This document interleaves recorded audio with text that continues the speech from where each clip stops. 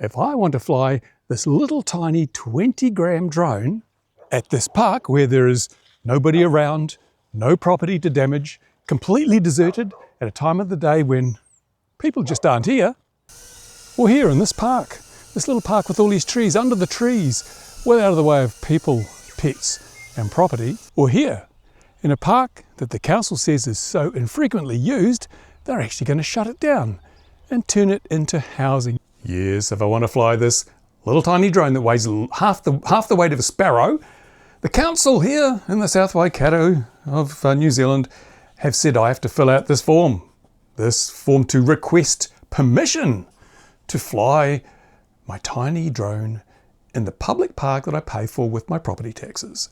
This is the lunacy that has descended upon the world these days. Now, as you know, I've pissed our council off no end because I've highlighted their ridiculous attitudes, their contempt for the democratic process and for the rights of people. Someone sent me this mug. Look at this. What a cool mug. It says, "Rights are like muscles. If you don't use them, you lose them." I think I said that, and they put it on a mug and sent it to me. Brilliant, fantastic. And I think this has hit a bit of a chord with people. A lot of people have left comments on my videos saying their council is just as bad as ours. Trust me, I don't think it is.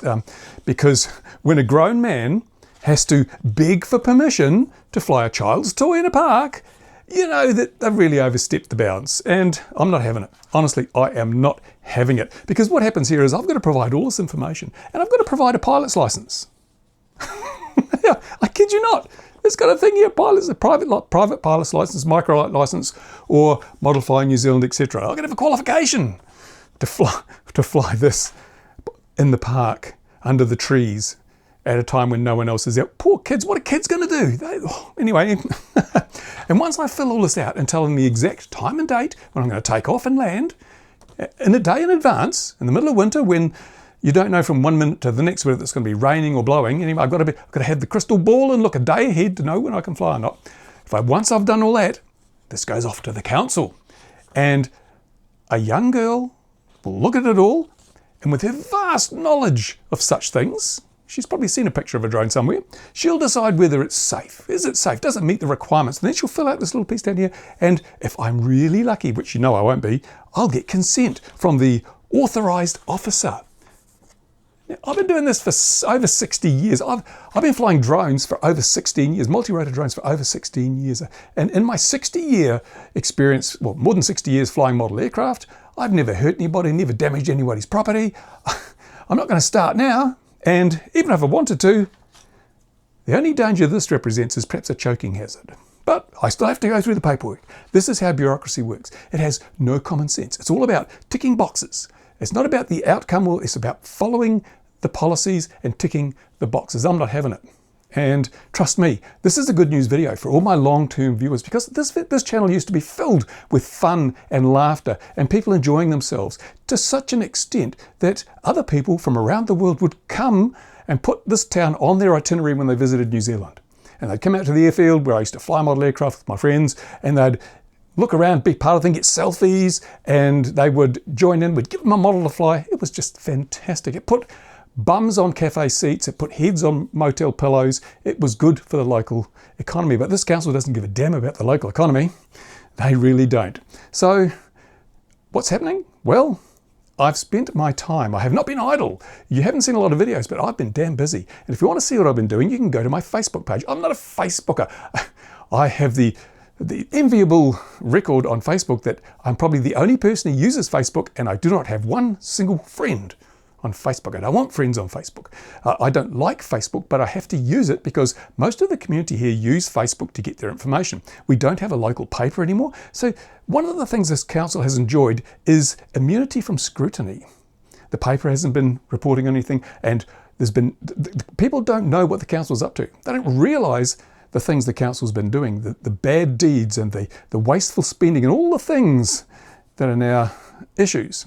So I've used my time to keep them informed. I've made videos, put them on Facebook, and the public are not impressed with our council.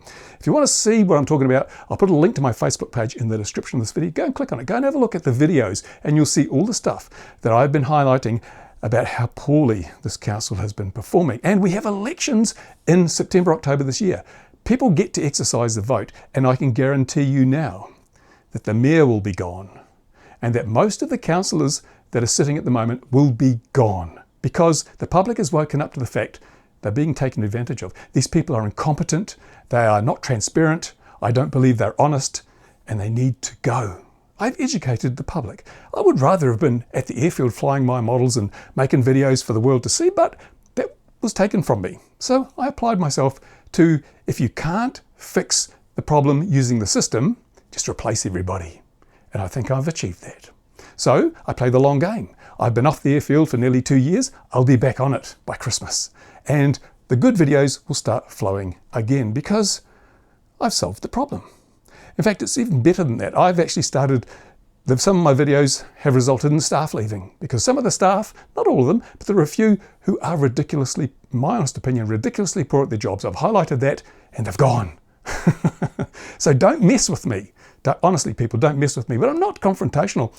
I have to tell you, before I engaged in all this, I went to the mayor and said, I sent him an email saying, look, Gary, that's his name, how about we sit down out of the public spotlight, off the record, no cameras, no recordings, and just have a one-on-one chat to discuss how I can work with you for the best interests of this community. My goal is to make sure that the people in this district get a good deal from their council.